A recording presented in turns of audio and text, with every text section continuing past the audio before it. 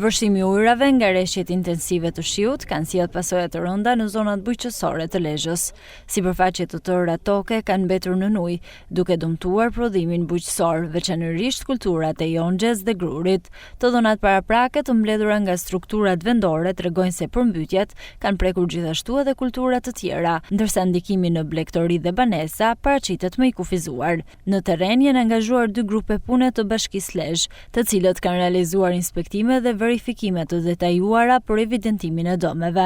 Drejtori i bujqësisë, Paulin Gjergji, konfirmoi se procesi i vlerësimit është drejt mbylljes, duke u bazuar si në dokumentacionin e dorëzuar nga fermerët, ashtu edhe në kontrollet në terren. Me ndalimin e rreshjeve kemi filluar verifikimin dhe kontaktet me gjithë fermerët e zonës të Bashkisë Lezhës. Ne aktualisht po operojmë me 2 grupe. Njëri është në zonën e Balldrainit dhe të Zadrimës dhe një grup tjetër është në njësinë administrative Zejmen dhe Shenkoll. Aktualisht ne jemi në fshatin Spitën, njësi administrative Zejmen, ku janë verifikuar rreth 120 hektar tokë të përmbytur. Dhe përveç tokës së përmbytur, ne po verifikojmë në njëjtën kohë edhe orendit në shtëpi që se ka probleme, në pemtari dhe në Blegtori dhe në ushqim për Blegtorin. Në total, Bashkia Lezhë ka rreth 1700 hektar tokë të përmbytur.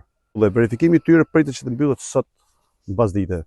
Pra, domethënë është një regjistrim dhe një verifikim për në çdo lloj aspektit, në çdo lloj problemi që ka pasur. Dëme janë evidentuar në rreth 1700 hektar. Pjesa më e madhe i përket Yonxhes me rreth 60%, e ndjekur edhe nga Gruri me 35%, ndërsa sipërfaqja e mbetur përfshin Ullir, Lakra dhe Agrume, ndërsa në Blegtori dhe Banesa dëmet janë më të vogla. Autoritetet vendore bëjnë të ditur se pas finalizimit të raportit përfundimtar, dosjet do t'ju dërgohen institucioneve përgjegjëse për të vijuar me procedurat e mbështetjes dhe kompensimit të fermerëve të prekur.